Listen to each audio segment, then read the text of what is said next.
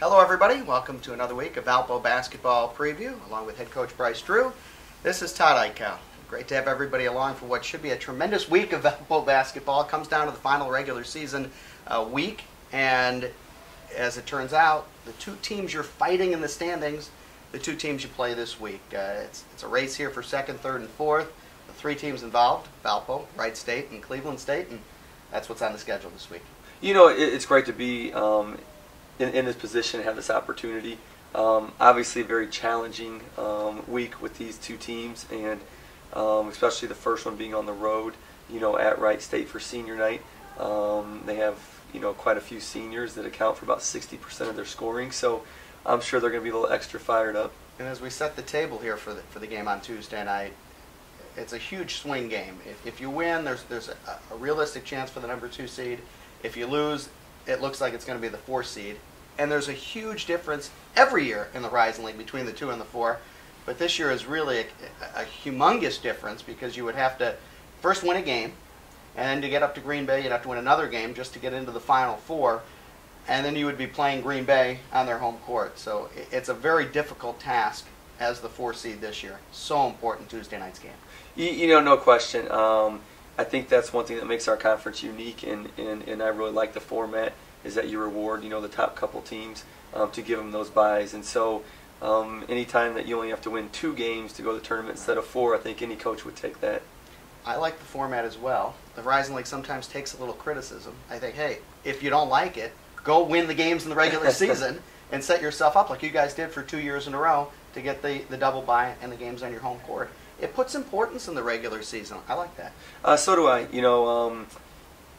I think the Ivy League does it, where if you win the regular season, you automatically get the bid.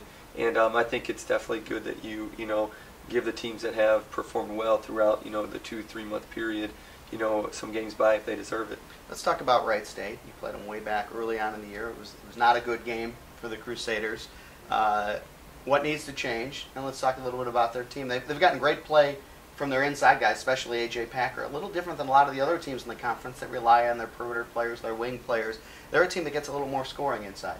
We're a very different team than we were back then. Our lineup has changed, our rotations have changed. We're doing a lot of similar things, but also we have a lot of new things that we've done since then. I think Wright State's also a better team. Hopkins had just joined them. Now he's into a better flow, and they're in a better flow with him in the game.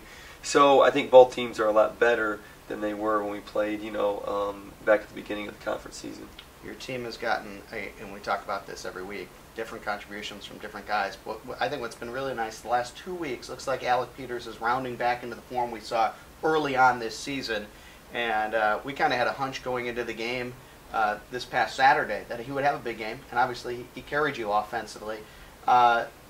Every freshman has ups and downs. It's good as we hit the end of the season. Looks like he's back on an upswing. He started out the year, like you said, tremendously, and I think teams started to key on him a little bit more. Wright State's one of the best defensive teams, in the Midwest, and so they'll have a really good plan, I'm sure, to guard him. So he'll have to be, very aggressive on offense to be able to get shots. But when he can step up and make shots, it really helps our offense flow a lot better. And before we say goodbye, let's at least briefly touch on Cleveland State. And here's the other team that really you guys struggled against thus far in the regular season, a Cleveland State team that they're fighting for the number 2 seed, obviously. If you win the 2 games, you'll get the number 2 seed. But you'd have to beat Cleveland State as well, a team which seems to be playing really, really well right now. Coach Waters does a great job. They're very fast. They use their speed. They spread the floor on offense. And on defense, they take you out of things that you normally do and try to make you uncomfortable. And so for us, they took us out of a lot of stuff, and we never really got a good rhythm at their place. So, our goal is to hopefully have that be a meaningful game, when we get to that point.